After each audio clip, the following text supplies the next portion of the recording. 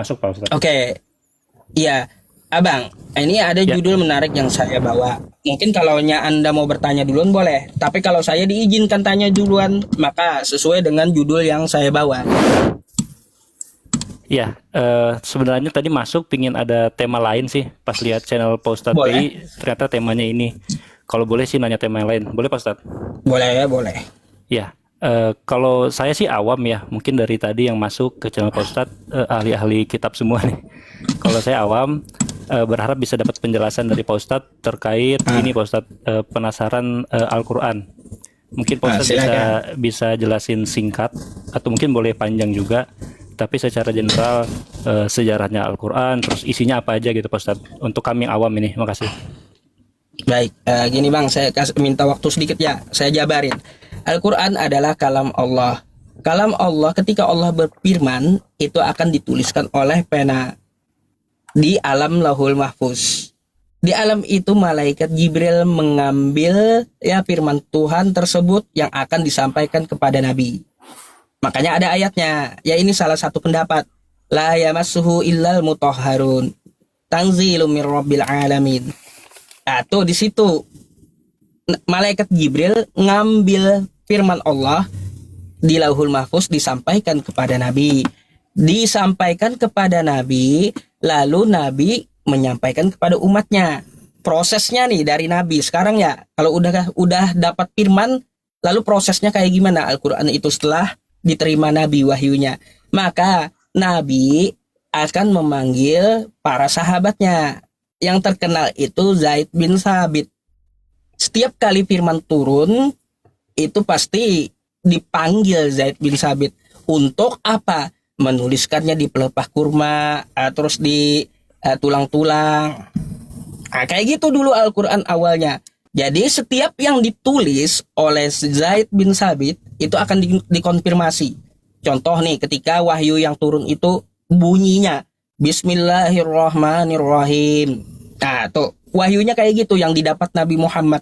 Maka Zaid ini akan menuliskan Bismillahirrahmanirrahim. Sebelum disebarkan, dia konfirmasi dulu kepada Nabi. Betul nggak ya Nabi? Ya, tulisan saya seperti ini bunyinya. Bismillahirrahmanirrahim. Ketika Nabi mengiyakan, iya betul Zaid. Baru sahabat-sahabat yang lain dan orang-orang saat itu disebarkan wahyu yang diterima. Nah, lama-kelamaan Nabi wafat, Bang. Wafat.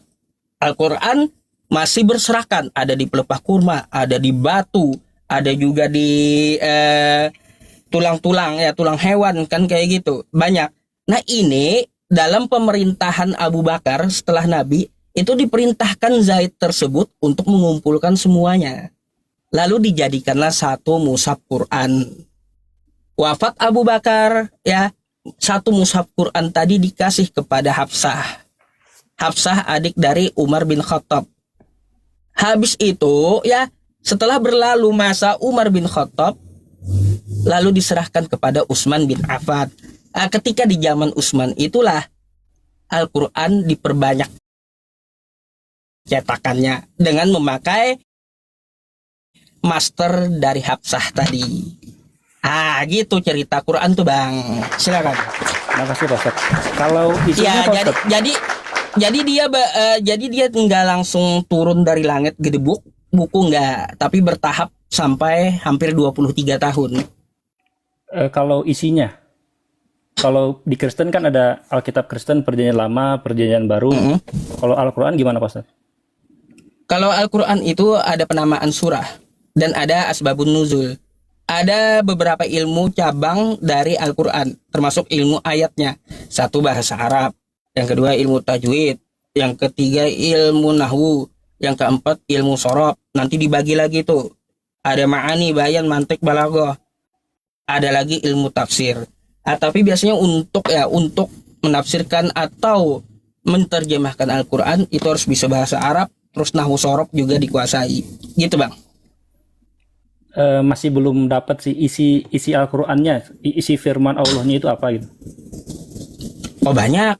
Al-Quran itu ada 6.236 ayat. Oke, itu Banyak. berarti turunnya bertahap gitu ya. Bertahap. Bertahap. Jadi ketika ada orang-orang dulu menanyakan tentang masalah contoh ya, Hmm. contoh orang-orang dulu menanyakan kepada Nabi, hai Nabi, ya jelaskanlah kepada Nabi, kepada kami tentang khamar, minuman yang memabukkan. Nabi nggak jawab dengan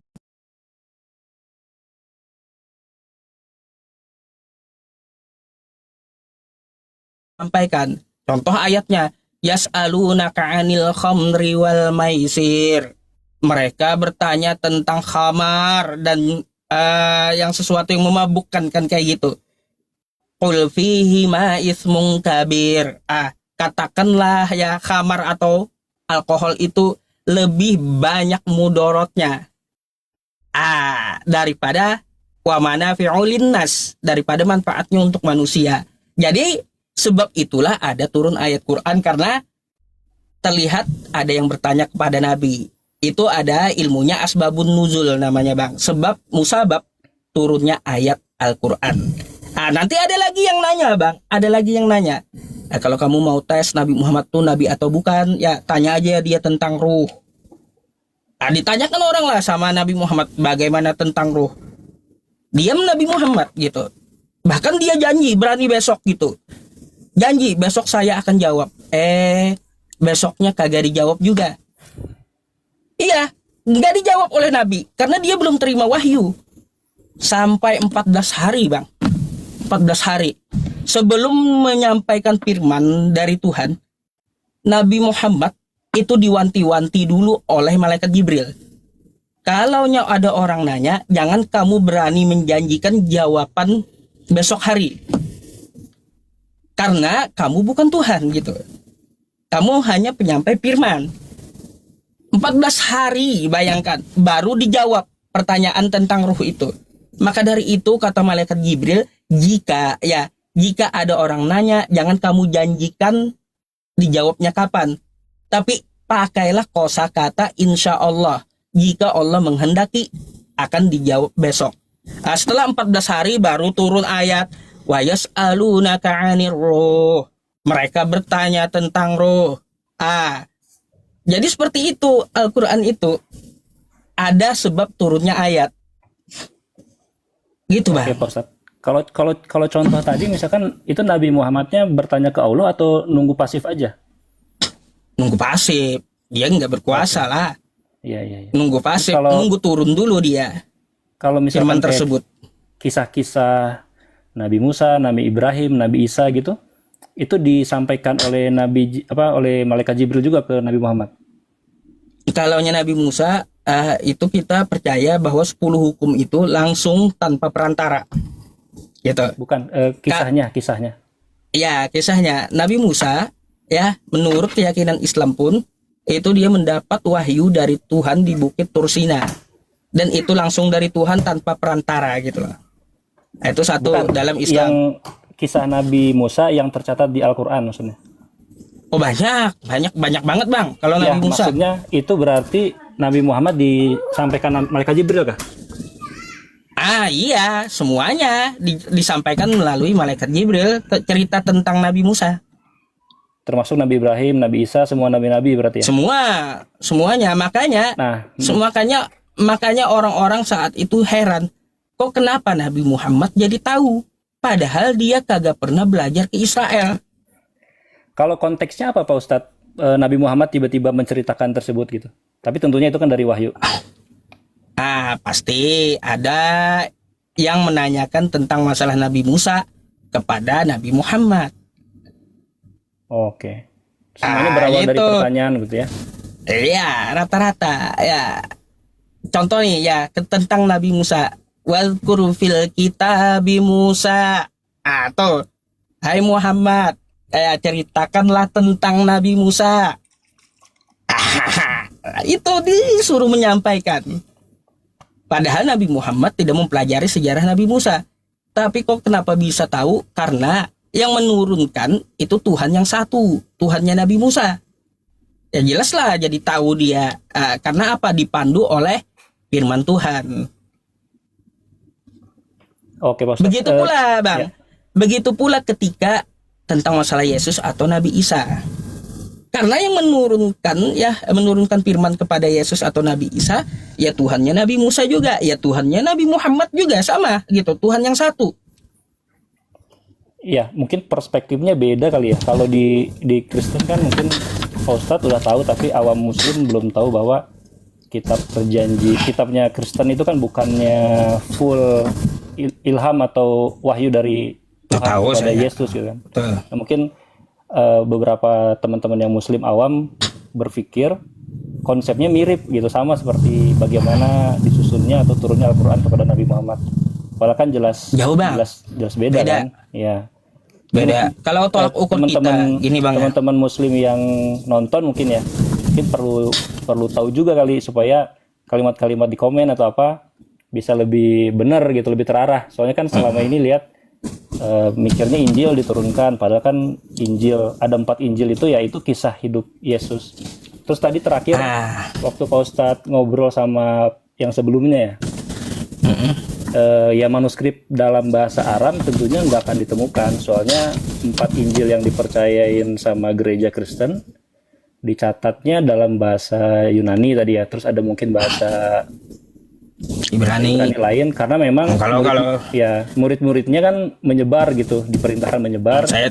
Kalau itu saya tahu Bang, yang Anda ceritakan itu, makanya saya langsung tanyakan ke Aramaik. Gitu. Saya bersifatnya memang menguji gitu. Ya. Jadi kalau cerita Abang tuh saya udah pelajari masalahnya. Dari Yunani, dari Ibrani, manuskrip apa aja, Septuaginta. Ya. Semua udah saya pelajari. Ya, balik lagi ke Al-Quran tadi, boleh sedikit lagi Tat? Ya silakan. Ya, saya pernah nonton di YouTube juga, ada YouTuber Indonesia lah, beliau menceritakan sejarah Al-Quran. Cuman ya agak sedikit beda sama yang Pak Ustadz ceritain tadi. Jadi di awal tuh dia bilang, tadi benar ya, Al-Qurannya udah jadi nih di langit, saya lupa juga istilahnya apa. Terus diturunkan ke Nabi Muhammad sedikit-sedikit tergantung konteks dan kondisinya. Nah, kemudian ada juga di situ pertama kali Nabi Muhammad menyampaikan ke warga gitu. Entah bertanya atau apa gitu kan, warga, kalau saya bilang saya dapat wahyu dari Allah, kalian percaya atau enggak? Ada yang percaya atau ada yang enggak? Terus kalau nggak salah pamannya atau apa gitu, pamannya ini pamannya memang nggak percaya, penentang paling keras gitu. Menentang. Nah, di awal gitu kan di bukit apa gitu. Nah, terus ada turun tuh wahyu ataupun firman dari Allah, terkutuk atau apa gitu kan Pak Ustadz ya? Iya. Nah, betul. Yang pas denger itu saya jadi bertanya nih, mungkin Pak Ustadz bisa menjawab. Firman yang mengutuk itu apakah udah ada di langit dari zaman dulu atau baru muncul saat itu gitu? Baik. Pertanyaannya bagus Bang. Nabi Muhammad kan menerima wahyu kan kayak gitu. Ketika wahyunya itu disampaikan, ditentangnya oleh kafir Quraisy. Salah satunya pamannya yang paling keras, Abu Lahab tuh. Paling keras juga sama Abu Jahal. 2 tuh. Nah, lalu turunlah ayat tabbat siyada abi lahabi wa tab. Kan kayak gitu. Binasalah kedua tangan Abu Lahab kan gitu. Dan benar-benar binasa. Itu konteksnya apakah sudah ada di zaman dulu? Allah meletakkan firman tersebut dia baharu, Bang. Ketika nabinya dilihat oleh Tuhan, ditentang pamannya sendiri, maka Allah akan memvonis bagaimana nasib pamannya ini untuk membuktikan kebenaran Al-Quran. Kayak gitu. Coba Anda lihat Quran surah Al-Lahab. Orangnya masih hidup tuh Bang ya. Masih hidup, masih keras menentang Nabi Muhammad SAW.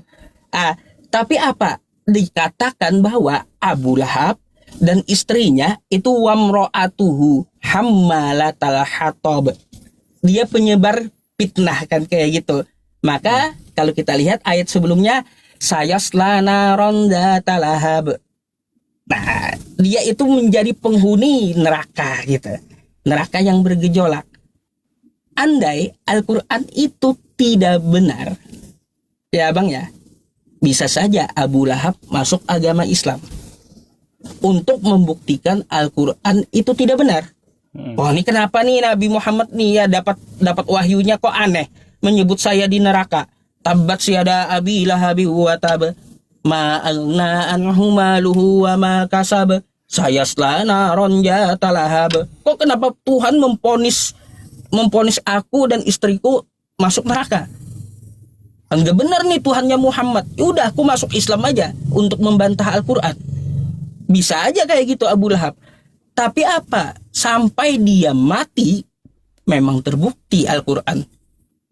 Memang terbukti dia tidak mau beriman gitu. Dan memang menjadi penghuni neraka. Bisa aja gitu. Kalau mau menyalahkan Al-Quran, Abu Lahab itu, tinggal dia masuk Islam. Aku masuk Islam. Berarti yang didapat Muhammad dari Tuhannya itu adalah ngibul. Buktinya hari ini kau beriman, kata Abu Lahab. Bukan jadi penghuni neraka. Bisa aja kalau mau seperti itu Abu Lahabnya, padahal masih hidup. Tapi sampai dia mati, nggak mau juga dia beriman. Artinya apa? Membuktikan bahwa Al-Quran itu benar. Gitulah Bang. Berarti vonisnya udah ada dari zaman dulu atau di saat itu, Pak Ustaz? Nah, ketika diturunkan ketika Nabi Muhammad ditentang, maka Allah berfirman gitu. Firman tersebut belum ada sebelumnya berarti ya? Dituliskan karena apa? Dia baharu. Makanya saya bilang firman Allah itu baharu. Dia maha berfirman. Ada yang berarti dituliskan dari awal sampai akhir. Ada yang bagian bisa diubah, ada yang tidak gitu. Maksudnya bagian yang bisa diubah seperti apa? Ada dua hal Bang ya. Yang namanya ketetapan. Ketetapan kita nggak bisa milih. Nggak bakal kita bisa pilih. Karena Allah tuliskan ketetapan itu gitu.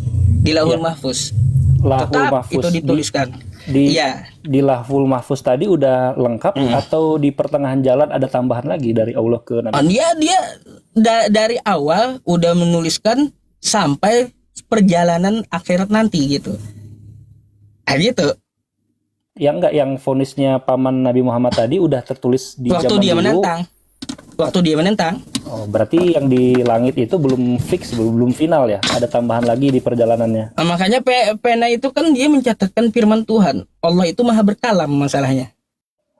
Oke, baik. Yang saya tangkap di video YouTuber itu, si Al-Qurannya udah selesai, udah jadi. Kemudian diturunkan perlahan, bertahap. Yang bagian ketetapan Bang. Oke, berarti ada bagian lain yang... Ada bagian lain yang bisa diubah. Contoh kayak gini.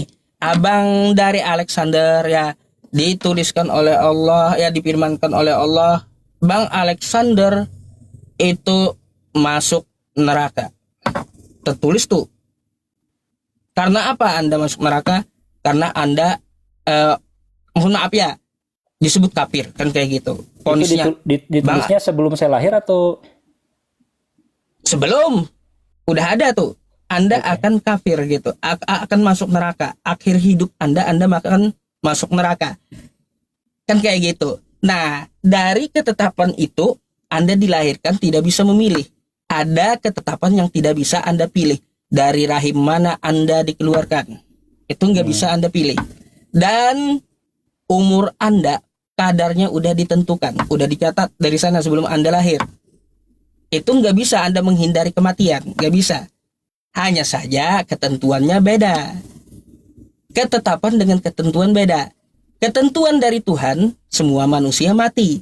Tapi cara matinya tidak semua sama. Ada yang meninggal sakit. Ada yang ya macam-macam kan. Manusia cara wafatnya, cara matinya. Nah begitulah ketika abang bisa mengubah yang difirmankan oleh Allah tadi. Gampang Allah menghapusnya. Firman yang bisa diubah dari ketentuan. Ternyata ketika Anda di dunia ya Anda bertobat. Nah, itu udah dituliskan juga Anda bertobat. Habis itu di tahun berapa Anda bertobat, masuk agama Islam. Nah, diperbaharui kitab Anda dari segi ketentuan, bukan dari segi ketetapan. Makanya ada tuh dalam Islam beriman kepada qada dan qadar. Ada yang kita imani tetap mutlak tidak bisa diubah, ada yang dapat diubah. Hal ini berdasarkan di mana Bang? Saya punya dasar. Quran surah Ar-Ra'd. Bentar ya saya bacakan untuk Anda sedikit. Bentar ya. Bentar. Biar kita belajar bersama juga Bang. Dan mengingatkan saya juga tentang Al-Quran dan internal Islam saya gitu. Nih Bang. Mana ini? Nih. Nih bang. Nih ya. Innallaha la yughayyiru ma biqaumin hatta yughayyiru ma bi anfusihim. Apa artinya nih? Ya. Nih. Sesungguhnya Allah tidak akan mengubah keadaan suatu kaum sebelum mereka mengubah keadaan diri mereka sendiri. Jadi ketentuan itu bisa diubah oleh Allah yang tertulis di Lauhul Mahfuz, tapi bagian ketentuan, bagian ketetapan tidak bisa. Anda mau lahir di rahim mana itu nggak bisa, itu ketetapan. Anda itu ya wafatnya seperti apa itu ketentuan. Cuma manusia pasti wafat semuanya. Wafat itulah disebut ketetapan. Jadi kayak gitu bang. Sedikit mungkin bisa Anda pahami tuh. Oke, paham Pak Ustadz. Kalau pena tadi nulisnya di buku atau bukan kayak gini. atau itu hanya metafora aja? Iya, kalau kita ini ya Allah itu membahasakan agar kita paham gitu. Tapi bukan pulpen kayak gini. Kalau Lauhul Mahfuz itu diartikan pun kayak seperti sebuah papan lembaran kayak gitu. Jadi kayak gitu bang. Oke, Pak Ustadz, terakhir satu pertanyaan terakhir terkait bahasa Pak Ustadz. Apakah di sana harus pakai bahasa Arab atau kayak gimana? Yang di mana? Di dalam catatan Al-Quran, terus mungkin nanti di akhir di dunia setelah kehidupan ini, di akhirat. Ya jelas bang, ya Al-Quran aja diturunkan dalam bahasa Arab karena nabinya berbangsa Arab. Maka di Lauhul Mahfuz menuliskan sesuai dengan bahasa yang dipahami oleh Nabi. Oh ini ada, bentar ya teman-teman, mohon maaf ada judul. Baru nyadar saya bang.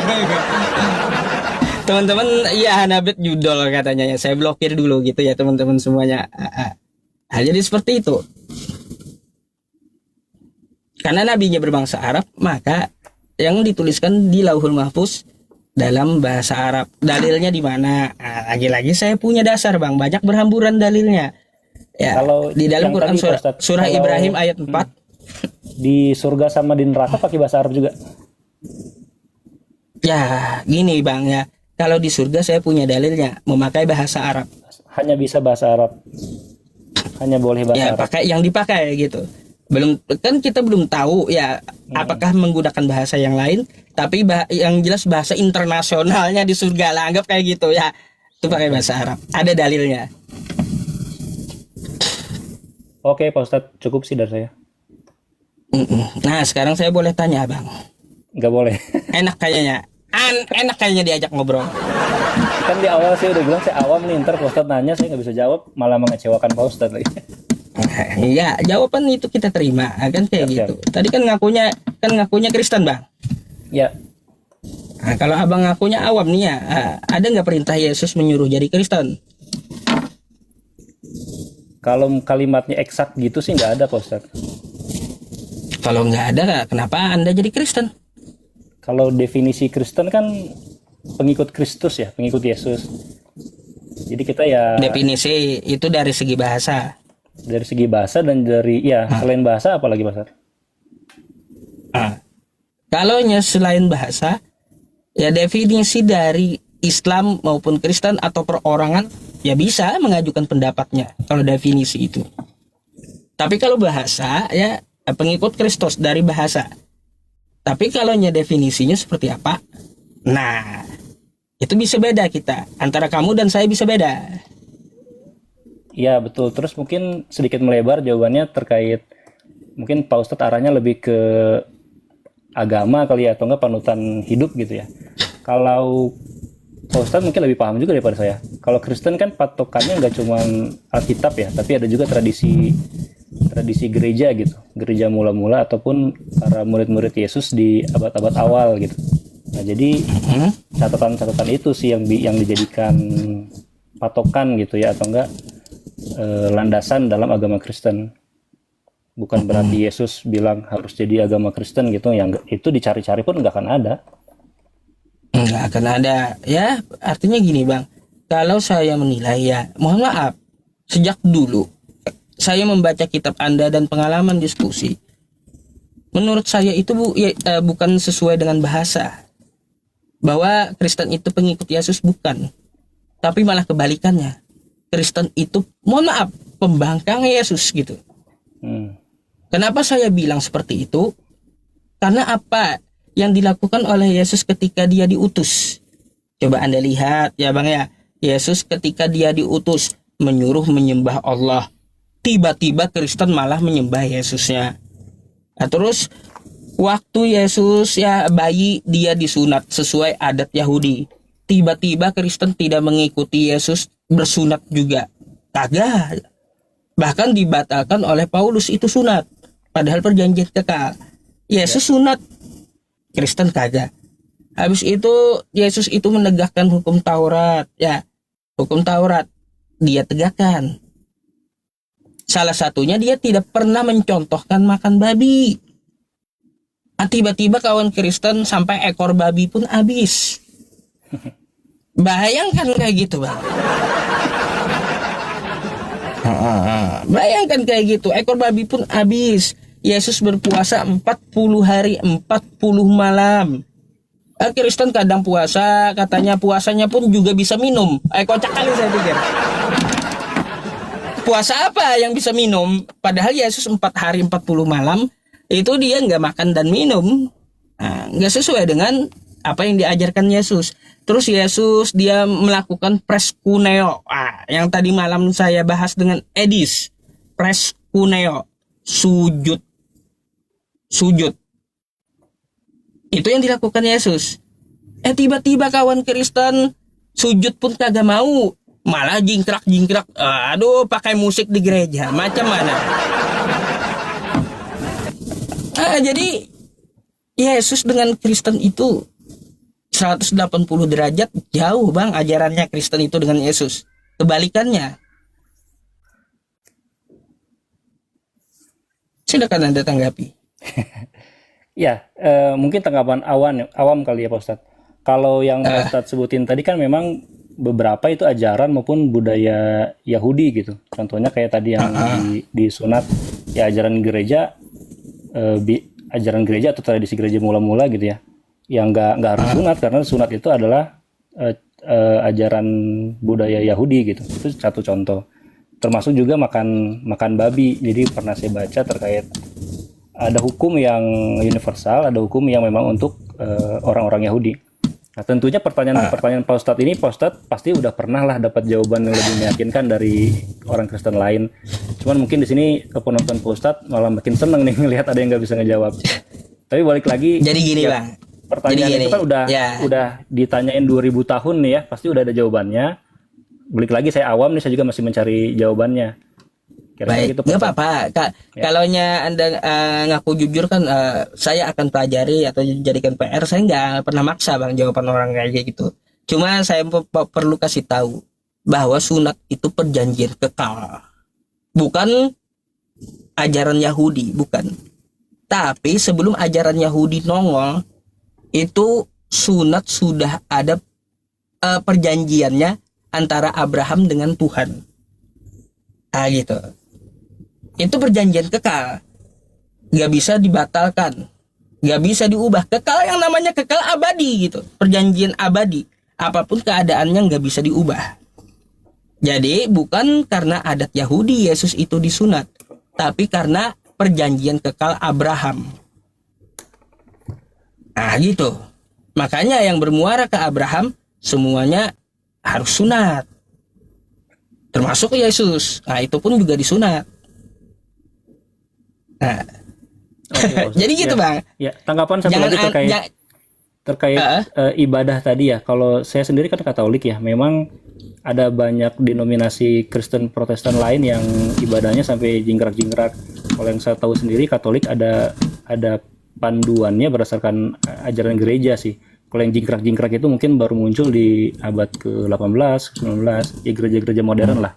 Mungkin untuk teman-teman muslim yang dengar, bisa jadi tambah wawasan juga, nggak semua Kristen jingkrak-jingkrak gitu kayak yang tenar atau familiar di 90-an di RCTI gitu kan.